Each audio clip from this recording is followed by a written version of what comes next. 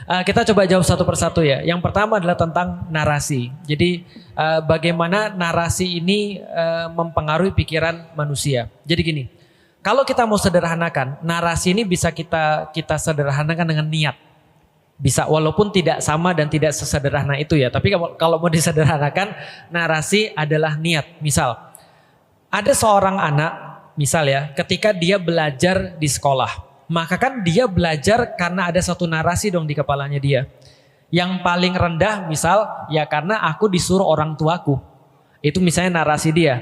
Tebak nih, kalau andaikan dia cuma belajar karena disuruh orang tuanya dia berusaha maksimal atau tidak?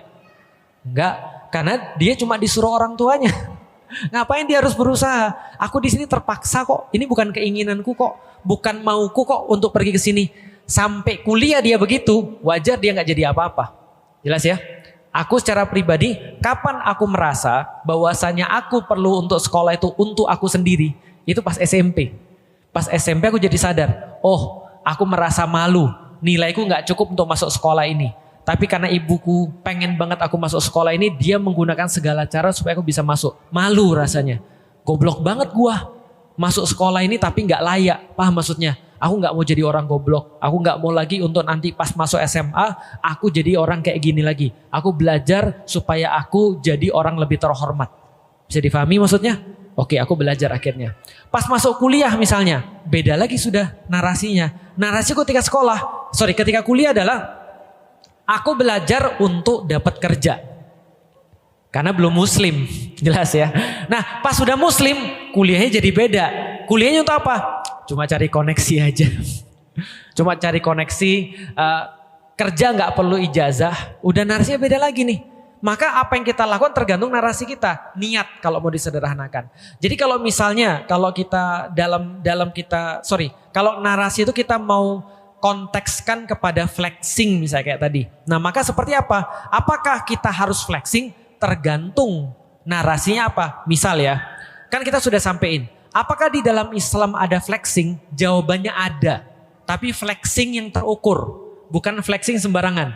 Benar-benar flexing, literally flexing. Contoh ya, Nabi Muhammad kita sudah kasih tahu seringkali ketika beliau umroh qadha, beliau pas lagi mau masuk ke tawaf, beliau diomongin sama kafir Quraisy.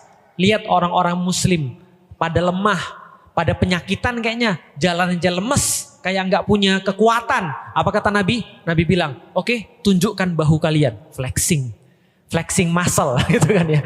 Artinya flexing otot, bener-bener flexing. Yang ditunjukin apa? Otot sebelah kanan dong. Lihat nih otot-otot kaum muslimin. Tadi siapa yang bilang orang-orang muslim penyakitan? Siapa yang bilang orang-orang muslim lemah? Tunjukin ototnya. Itu flexing. Tapi untuk apa? Membuat gentar musuh.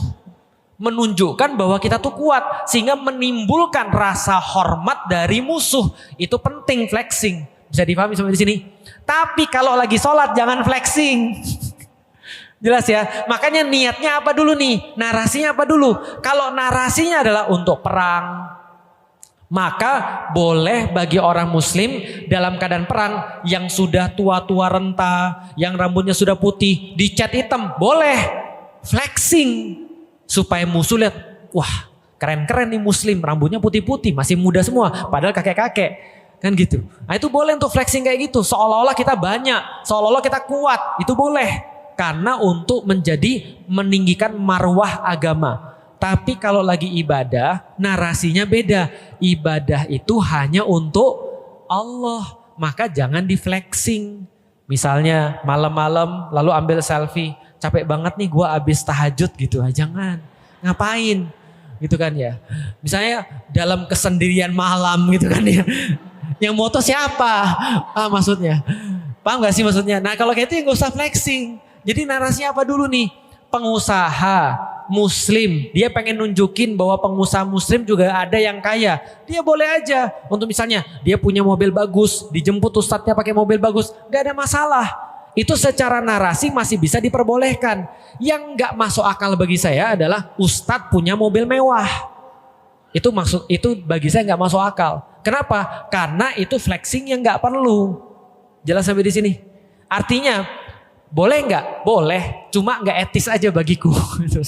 Atau misalnya contoh gini, Ustadz Narif itu bagiku nggak etis. Boleh nggak? Boleh, tapi nggak etis bagiku. Artinya kita udah bahas tentang narasi ini udah lama.